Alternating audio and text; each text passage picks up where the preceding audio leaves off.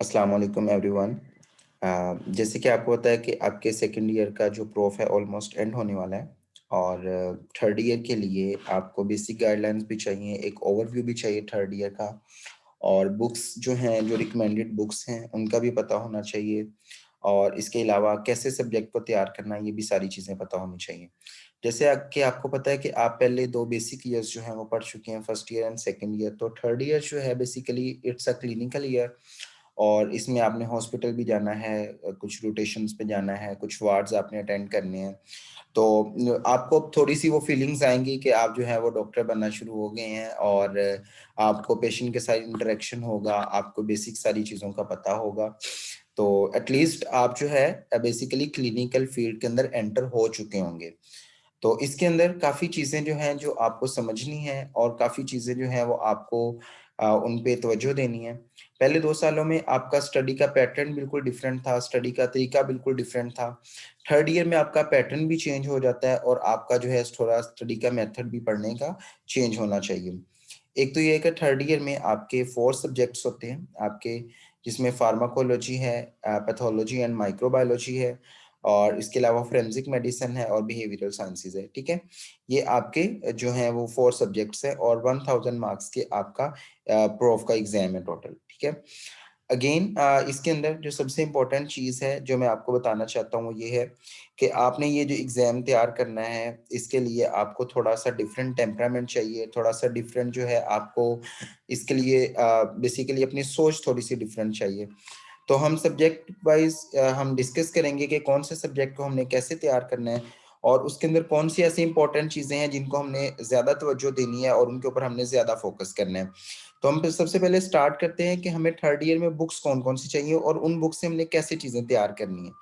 सबसे पहले हम आते हैं जी फार्माकोलॉजी की तरफ। फार्मा के लिए आपने सबसे पहले जी मिनी कैटसन या बिग कैटसन जो है, इनमें से एक बुक आपने लेनी है। तो आई रिकमेंड कि आप जो है मिनी कैटसन लें, क्योंकि इसके साथ जो कॉम्बिनेशन मैंने बनाना है आपका, वो कैप्लान का है। तो आपने कैप्लान जो फार्माकोलॉजी उसका सबसे लेटेस्ट एडिशन और इसके साथ मिनी कैटसन, ये आपने कॉम्बिनेशन बनाना है। और लिपन जो फार्माकोलॉजी, इसमें सिर्फ आपने जो एएनएस वाला टॉपिक है और जो जनरल फार्माकोलॉजी, ये 2 टॉपिक आप चाहे तो इसके नोट्स ले लें, मतलब कॉपी करवा लें, या फिर आप अगर बुक लेनी है तो मतलब एज़ पर यूज़ के वहाँ पे बड़े अच्छे निमोनिक बने हुए हैं, या मतलब जो आपकी मेडिसिन सारी की सारी हैं, उनके नेम्स जो हैं, उनके जो है उसने प्रोनाउंसिएशन जो बड़ी अच्छी दी हुई है, तो वो आप ले सकते हैं फुल बुक भी। बट ओवरऑल जो रिकमेंडेड है वो यही है कि आप जनरल फार्माकोलॉजी और एएनएस के लिए लिपन फार्माकोलॉजी के नोट्स ले लें, या फिर आपने बुक लेनी है तो अपनी बुक अपने साथ रख लें कि आपको कभी ज़रूरत पड़ सकती है, ठीक है? तो ये 3 बुक्स आपने इसके लेनी है। तो इसके पढ़ने का तरीका मैं आपको प्रॉपर्ली गाइड करूँगा जब हम सब्जेक्ट वाइज़ गाइडलाइन जो मैं पोस्ट करूँगा उसके अंदर। लेकिन मैं आपको थोड़ा बेसिक बता देता हूँ। इसमें आपने ओवरव्यू ये है कि आपने सबसे पहले हर टॉपिक के केप्लान का लेक्चर सुनना है। केप्लान के लेक्चर बहुत अच्छे हैं और आपका इतना अच्छा कॉन्सेप्ट बन जाएगा कि जो भी रिलेटेड टू मेडिसिन आपका कॉन्सेप्ट आपको चाहिए, किसी भी टैबलेट का, किसी भी चीज़ का, तो आपका कॉन्सेप्ट वहाँ से बन जाएगा। उसके यूज़ेज़ कहाँ पे हैं, उसके साइड इफ़ेक्ट कैसे हैं, उसका मैकेनिज़्म क्या है, कैसे जाके वो बॉडी पे एक्ट करती है। फिर आपने जब मिनी से पढ़ेंगे तो आप वो जो कॉन्सेप्ट है सारा का सारा, उसको आप बेसिकली कॉन्सेप्ट के लिए आपने वो चीज़ ज़हन में रखनी है और मिनी से आपने एग्ज़ाम के लिए तैयारी करनी है। तो इन दोनों का कॉम्बिनेशन बहुत अच्छा रहेगा, ठीक है? तो ये आपने जो है फार्मा के लिए करना है। इसके बाद पैथो आ गया। पैथो के लिए 2 पार्ट है आपके, एक जनरल पैथोलॉजी है और दूसरा आपका माइक्रोबायोलॉजी है। जो जनरल पैथोलॉजी है उसके अंदर आपके 7 चैप्टर्स इंक्लूड हैं। स 7 टॉपिक्स बेसिकली आप कह लें, और उसमें से भी जो एक टॉपिक है वो हमने लेविंसन से ही तैयार करना होता है। तो इसके लिए आपने मीडियम रोबिन लेनी है और उसके साथ आपने पैथोमा लेनी है। पैथोमा क्यों चाहिए? पैथोमा आपको जस्ट चाहिए कि आपने लेक्चर्स को जो है वो अंडरस्टैंड करने के लिए, कुछ टॉपिक्स के आपने अंडरस्टैंड करने के लिए वो चाहिए, ठीक है? बाकी मीडियम रोबिन इनफ होती है। एक टॉपिक इसमें जेनेटिक्स होता है जिसके लिए आपको केप्लान चाहिए होती है। तो केप्लान के आपने सिर्फ नोट्स ले लें, केप्लान सिर्फ वही लोग जो हैं वो लें जिन्होंने आगे यूएसएमएल वगैरह की तैयारी करनी, वरना केप्लान सिर्फ जेनेटिक्स के नोट्स इनफ है, उसके अलावा हमें केप्लान नहीं चाहिए। उसके अलावा आपने माइक्रोबायोलॉजी के लिए लेविंसन लेनी है और स्केची का फ्लैश कार्ड एक बुक होती है छोटी सी, वो आपने लेनी है, क्योंकि आपने स्केची के लेक्चर सुनने हैं, उसके साथ आपने जो है वो उस बुक को अंडरस्टैंड करना, और उसके बाद आपने लेविंसन पढ़नी है। लेविंसन आपको लगेगा कि बहुत चैप्टर हैं, 61 62 चैप्टर्स आपने करने हैं बेसिकली, जिसमें सबसे पहले आपके पास बैक्टीरियो होगी, जनरल बैक्टीरियो करनी है, फिर आपने स्पेशल बैक्टीरियो करनी है, फिर उसके बाद आपने माइको करनी है, वायरो करनी है, पैरासाइटो करनी है, उसके बाद आपने जो है वो इम्यूनो करनी है। तो ये 5 टॉपिक्स आपने बेसिकली लेविंसन से करने हैं, तो 60 प्लस चैप्टर्स बनते हैं। बट बिलीव मी, ये आपको पता भी नहीं चलेगा जब आप ये जिस तरह आपको गाइड करेंगे सब्जेक्ट वाइज कि आपने किस तरह स्टार्ट करना है, कैसे कैसे आपने चीजों को करना है, तो इंशाल्लाह ये सारी चीजें आपको इजीली समझ आ जाएंगी। सो बेसिकली आपने मीडियम रॉबिन, लेविंसन, स्केची, पेथोमा और केप्लान के नोट्स जेनेटिक्स के, ये आपको ओवरऑल चाहिए इसके लिए। फोरेंसिक मेडिसिन की बात करें, इसके लिए कुछ लेक्चर्स भी हम रिकॉर्ड करेंगे, क्योंकि ये थोड़ा सा अबिट टफ सब्जेक्ट नहीं है, लेकिन अबिट डिफिकल्ट इस सेंस में कह सकते हैं कि इसमें कोई बुक स्पेशली रिकमेंडेड नहीं है। आप एक बुक से पढ़ते हैं तो दूसरी बुक से पेपर आ सकता है, दूसरी बुक पढ़ते हैं पहली से आ सकता है, दोनों पढ़ते हैं तो पारिक से आ जाता है, तो कोई स्पेसिफिक बुक का पैटर्न नहीं है, कहाँ से पेपर आना है, कैसा पेपर आना है, तो कोई स्पेसिफिक चीज नहीं है।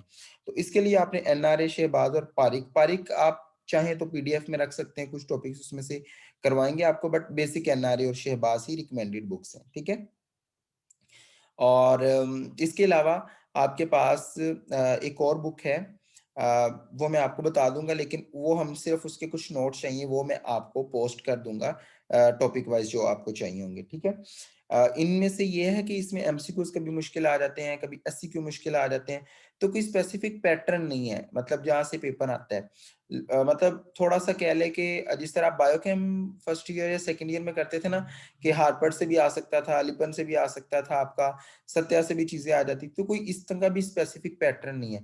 उसका तो चले कोई स्पेसिफिक पैटर्न फिर भी बन जाता था, तो इसको हमने थोड़ा सा तरीके से करना है चीजों को, तो इसके लिए कुछ शॉर्ट बुक्स जो है वो भी मैं आपको आगे साथ बताऊंगा। अभी के लिए आपने सिर्फ ये वाली बुक्स इसके लिए लेनी।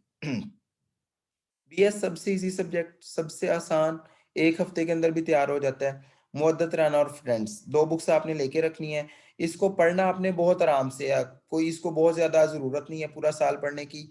आपकी जो टर्म्स होंगी, आपके जो टेस्ट होंगे, जो आपका सेंड अप होगा, उसमें आप इजीली इसको 2-3 दिन के अंदर रिवाइज कर सकते हैं। मोस्टली बच्चे इसको प्रोफ में पढ़ते हैं, बट मैंने जो है वो इसको शुरू से साथ साथ पढ़ा था थोड़ा बहुत, बट एंड पे जाके इसको दोबारा से मतलब वही चीजें पढ़नी होती है जो इंपॉर्टेंट होती हैं, ठीक है। तो वो भी मैं आपको साथ साथ बता दूंगा आपने कैसे पढ़ना। मुअद्दत रहना और फ्रेंड्स, इसकी दो बुक्स आपने लेनी है। सो ये हमने चीजें जो है वो करनी है। पास्ट पेपर आप की टू यूएचएस या आमना इकबाल के लेने हैं, और इनको आपने इस तरह से करना है, अगर टू की टू यूएचएस लेने हैं, इसमें कुछ क्वेश्चन मिसिंग होते हैं, तो आपने वो क्वेश्चन जो है की टू यूएचएस के अंदर ऐड कर देने हैं, जो एंड पे नोट्स बने वहां पे, या पेज अटैच कर देने, ताकि आपका कोई क्वेश्चन मिस ना हो।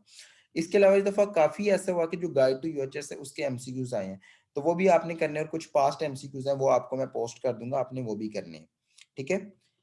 लास्ट पे सब्जेक्ट वाइज गाइडलाइन मैं आपकी इसके बाद पोस्ट करूंगा, ये वाली वीडियो के बाद, कि आपने हर सब्जेक्ट को कैसे तैयार करना है, उसका कैसे टेम्परामेंट बनाना है, उसकी तैयारी का मेथड क्या है, कैसे कैसे आपने चीजों को करना है।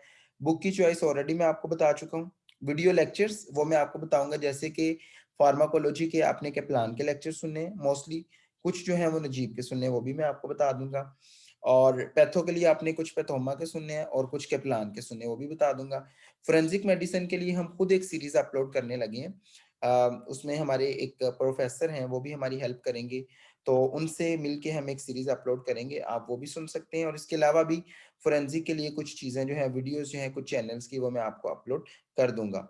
नोट्स जो है वो भी मैं अपने नोट्स भी शेयर कर दूंगा, और आपको भी बताऊंगा हर सब्जेक्ट के कि आपने नोट्स कैसे बनाने हैं। एमसीक्यूज भी बता चुका हूँ और पास्ट पेपर भी। सो बेसिकली आपको ये एक ओवरव्यू देना था कि थर्ड ईयर में आपके लिए थोड़ी सी चीजें डिफरेंट होंगी, बट थर्ड ईयर बहुत आसान है सेकंड ईयर से। सेकंड ईयर, अगर फाइनल ईयर के बाद कोई बंदा पूछ रहा है कि सबसे टफेस्ट ईयर कौन सा है, फाइनल ईयर सबसे टफेस्ट है, और उसके बाद सेकंड ईयर है। थर्ड ईयर में you don't have anatomy, anatomy नहीं है आपके पास, बहुत लंबा सिलेबस होता था उसका, एब्डोमेन पेल्विस करो, हेड एंड नेक करो। अब बिलीव मी, सिलेबस कम है, थोड़ा सा मुश्किल है, लेकिन कॉन्सेप्ट बनाएंगे तो आपकी बहुत सारी चीजें क्लियर होंगी। तो होप सो इससे आपको कुछ ना कुछ फायदा होगा। आगे हम सब्जेक्ट वाइज जो वीडियो अपलोड करेंगे वो जरूर सुनिएगा, उससे आपको काफी चीजें क्लियर होंगी, आपका एक ओरिएंटेशन बन जाएगी, आपने स्टार्ट से कैसे पढ़ना है, क्या क्या चीजें करनी है, तो इनशाला उससे काफी फायदा होगा। Thank you so much and Allah Hafiz.